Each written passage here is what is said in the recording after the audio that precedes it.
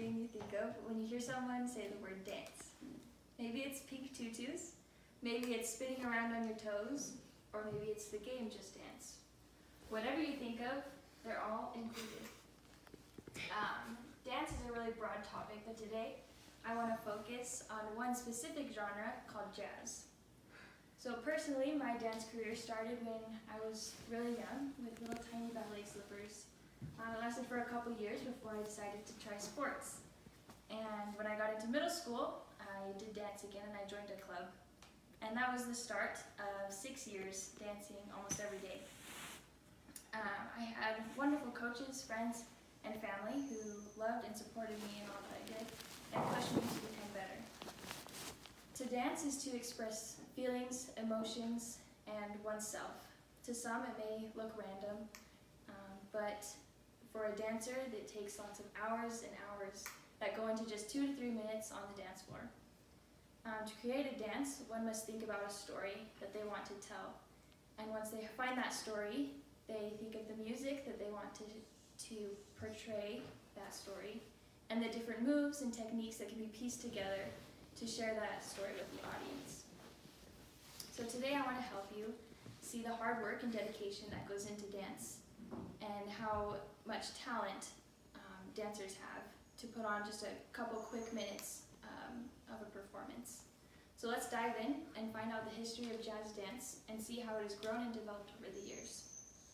So dance has been around for many, many years, and because of that, the genre of jazz has evolved from many different forms of dance. Like jazz music, jazz dance has its roots in African and slave traditions. Over the years, it became intertwined with tap, minstrel shows, vaudeville, swing, and Broadway. Even today, jazz continues to expand and change. During the 1800s, slaves were given permission to dance as a form of exercise, thus bringing about the differences in choreography. The results of the African Americans' exercise were dances that we now know as Charleston, Jitterbug, Boogie Woogie, and Swing.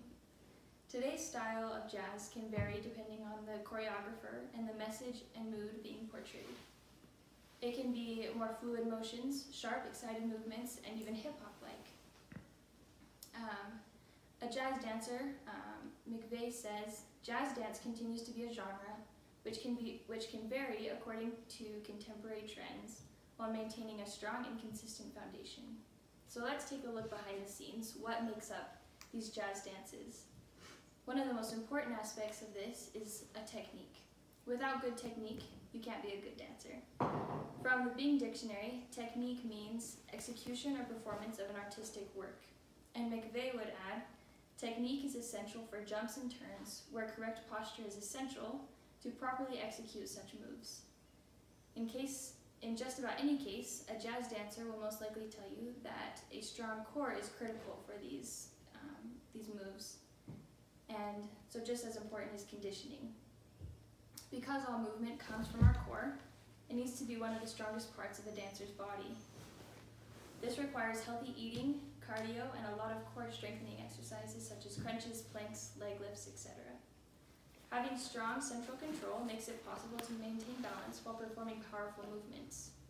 As a dancer in high school, we ran a mile every day to keep up our stamina and endurance.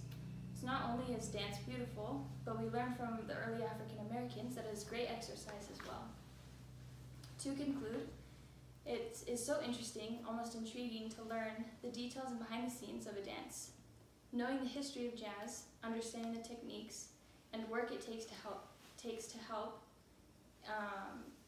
we are able to better understand and appreciate the art of dancers.